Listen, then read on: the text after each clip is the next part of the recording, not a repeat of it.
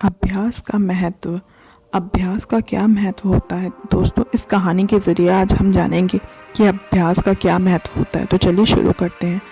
प्राचीन समय में विद्यार्थी गुरुकुल में रहकर ही पढ़ाई किया करते थे। बच्चों को शिक्षा ग्रहण करने के लिए गुरुकुल में ही भेजा जाता था।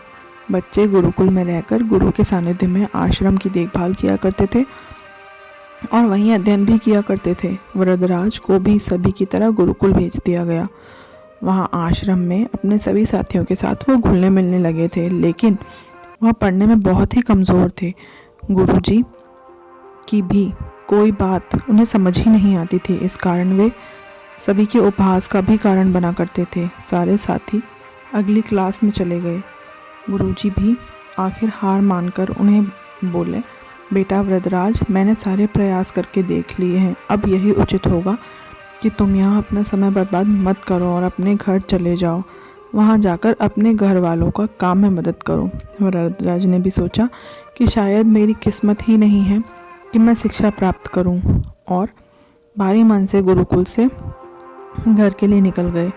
दोपहर का समय था। रास्ते में उन्हें प्यास लगने लगी। इधर उधर देखने पर उसने पाया कि थोड़ी दूर पर ही कुछ महिलाएं कुएं से पानी भर रही हैं।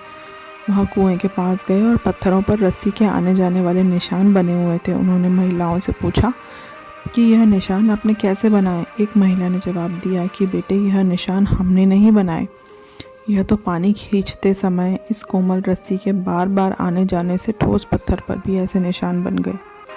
वरदराज सोच में पड़ गए। उसने विचार किया कि जब एक कोमल रस्सी से बार बार आने जाने से ठोस पत्थर पर गहरे निशान बन सकते हैं,